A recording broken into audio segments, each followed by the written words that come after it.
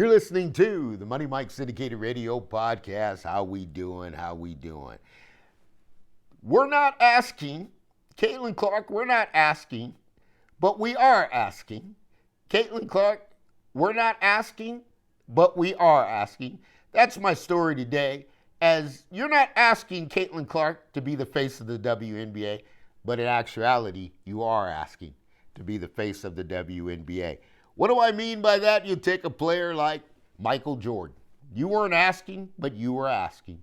You take somebody like Joe Namath, all the way back to Broadway Joe, New York Jets quarterback, bad knees and all. The players, you weren't asking, but you were asking, as they never intended to hit Joe Namath as hard as he could to keep him up so he could maintain the growth of the league. When I look at Tom Brady, playing all the way till 45, you're not asking, but you're asking. These are players who carried the league. Even in a bad light, Barry Bonds carried the league. Every game a sellout. You're not asking, but you're asking. These is where I'm going. The Dodgers, Ohtani. You're not asking, but you're asking. This comes back to Caitlin Clark, the WNBA new face, who's really not even the WNBA face. It goes greater than that. She's the global women's sports icon, the one that people pay money to see. But she can't play by herself, so they're willing to pay to see others as well, and they find out it's a great game. This is something, tickets are selling out. Road games feel like home games for the Indiana Fever. Ratings were sky high, but with all the hype comes a lot of pressure. Not pressure from the fans, pressure from your peers, the WNBA players, who realize that you are so good that the physicality is the only way we could slow you down. You're not asking, but you are asking. She's playing hard. She's learning. She enjoys the game. She doesn't really have a bad feeling or a bad word for anybody in the WNBA.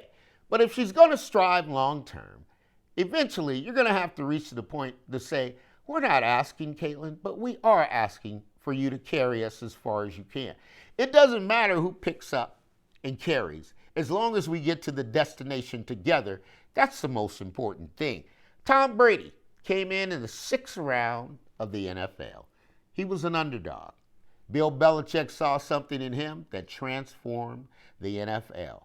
They weren't asking, but yes, they were asking, because every game Tom Brady was on national TV with the high expectation to perform. If Tom wasn't playing, it'd be no different else. The tickets would go down, down, down in like a stock market crash, right? And so when you look at how successful Brady was, the all-time greatest, the GOAT, who's ever played the game. When Brady emerged from the shadows of Drew Brees, who was there and who everybody thought was a starting quarterback, no one expected him to become the GOAT. When Caitlin Clark arrived at Iowa, no one expected her to become the GOAT. It just happened. And when it happened, it allowed greatness to be achieved. But remember, even Brady, in a sound system as he was in under Bill Belichick, from Belichick to the offensive line to the center to the wide receivers, they weren't asking, but yes, they were asking, because all of the players' contracts were tied to the success of Tom Brady. More Super Bowls, we make more money. We're not asking, but we're asking. Now you look at Ohtani, a once-in-a-lifetime century talent. I've never seen a player walk into a Major League Baseball stadium, they call it the show, and get 10 RBIs, home runs, triples, you name it, he does it. He pitched, he hits. But the Major League Baseball, they're not asking, but they are asking, because they know the revenue goes up, the player's salary goes up, the per diem goes up, and they all want to receive that benefit that they're getting. But like Clark and Brady, Ohtani's under a lot of pressure. Caitlin's under a lot of pressure just to succeed, and the pressure is real. And when you go through so much stress, a lot of people talk about the quad injury, what's going on. Folks, when you get stressed, it can get you in a position of becoming injury prone, right? Because stress breaks down the body and it doesn't allow you to be at full capacity. So, but like with Caitlin, you got to know, she's still expected to perform. If Caitlin could, she'd go out there right now and jump in that game. She was so in that game, she was still there arguing with referees as if she was playing. I've never seen that before, but it has happened. I've seen LeBron get it. I never see him get as intense, right? But being the league's most valuable is what people want to understand. They want that to go to Asia Wilson, Breanna Stewart. You've got a lot of names you can give the most valuable. But here in the WNBA, the most valuable is the most marketable, because that's what you're asking to make us more money. But the players, they want more money, but they're not asking Caitlin to be the most marketable. They're just saying, go ahead and do it, and whatever you get, we'll be happy to take whatever you have for us. But we ain't going to ask you to do it. No, we're not going to ask you to do it, Caitlin, but we're going to be happy to take everything you get for us, right? So you got to know that. You got to know and look at it. All these players I named, they had to keep a certain image, except Broadway Joe. He loved to hang out, have his own club, do what he want, right? But Brady had to carry a certain image, right? Ohtani's got to carry a certain image. Michael Jordan's got to carry a certain image, and Caitlin Clark's got to carry a certain image. Every time she walks out of the house, it's not like any other player that has freedom. I got to look a certain way, and I've got to act a certain way. She tries to throw on a baseball cap every now and then to slip in, but it's too obvious who she is. Now, here's a common denominator that always gets thrown around, right? The expectations that you have for Caitlin versus the support that you have for Caitlin. What are these two athletes doing? Brady, Bonds, Namath, Ohtani. They were greatness. They produced greatness that no one else can produce. Caitlin Clark, the aura that comes across, the brand, the electrifying of the games, the television, the ratings, everybody's building around it. They're having dinner around it. Barbecues in the summertime. Everybody's making it an event. That's why I tell you, the U.S. economy stopped when Caitlin got injured, because everything's tied up into it. But how do they all treat greatness? We expect instant results. None of these players had instant results. They did it over time, and they built into it, and they built a foundation based on a rock of bricks, not on sand, right? Because you got to have that house to build. But each one of them, year over year, they kept getting better.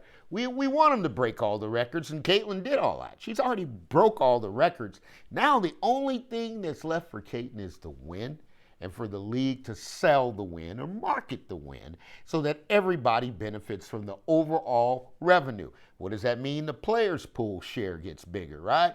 Everything gets bigger when you win, and Brady had structure, lots of it. Ohtani has one of the best run organizations. You look at the Patriots, you look at the Dodgers, right? They're the best run organization. I want you to catch this with the Indiana Fever, because they got to be the best run organization. And there's still, with Clark, you're finding your footing. Everybody's got a miracle to try to change, but when you've been chosen and God gifted to do something, you just let it happen. Most coaches should step back like Stephanie White and just move out the way. Caitlin, do what you do. Let me enjoy the show. But Stephanie White's changing this. We got to do this. We got to do this. We got to do this. You can't touch greatness. You leave it alone and you let it develop. And when it develops, you look at it, you evaluate it and say, that's what greatness looks like. And, and really, in finding her footing, she just needs support. Caitlin's not asking for any more spotlight. She's just saying, look, guys, I just asked for support. I'll go out and do whatever you want. I'll give you the shirt off my back. That's what Caitlin is. So when you look at this, athletes like Clark and Brady and Ohtani, you know what? They're more than just players. They're more than just players. Anybody can get in there, go play a game, go home and leave. Go to the house, get something to eat, wake up tomorrow, go to practice. They got so many appearances, so many people pulling on them, and we're still upset with them because their greatness was not given by them. It was given by God. And for greatness to last, it has to be protected. This is the most important thing. Kathy Engelbert, Adam Silver, the WNBA coaches, everybody's got to realize you're going to see with the crash of the ticket prices, the crash of the attendance, how important is it to protect a player that fans want to see, who are also going to allow them to see other fans. And that is the way greatness lasts. It's got to be protected. It's got to be built around. It's got to be surrounded. It's got to be nurtured. And it's got to be built to grow. But if you cut the stem, you don't water it, you don't give it the right proteins, the food, the plant is not going to grow. It's not going to produce. I love watermelon. And I tell you, if you don't do it right, you're not going to get good watermelon. I mean, let's just face it. That's the nature of it. So when you look at it, you got to look back and say, how about we just celebrate the greatness? Not just the greatness of Caitlin, but every player that's producing greatness. And how about we not celebrate the negativity that every player talks about and not make it a media headline or a media soundbite? Because greatness doesn't need help, it develops itself. And this is how it all works. Folks, I wanted to bring that to you, and I thank you for the comment of saying, Mike, did you look in Brittany Griner? I'll never change my position there. I think Brittany Griner, boy, you got a blessing that no other American has ever received to trade a high-level Russian prisoner. I mean, a high level. And for those of you who have served this country, you understand what I mean. That is not a game that you can come back later, look at us on TV, spit in our face, and call somebody white trash when that same white trash you're talking about came and got you out of prison. This is the Money Mike Syndicated Radio Podcast. I always told you I'm going to go ahead and I'm going to drop some hammers. But this one here, I got a strong stance. It's not going to change. I believe in this country. I respect the office of the president. And we're going to move forward as we should. This is the Money Mike Syndicated Radio Podcast. All things are possible to those who believe. And we thank you for joining and tuning in. And we going to see you soon.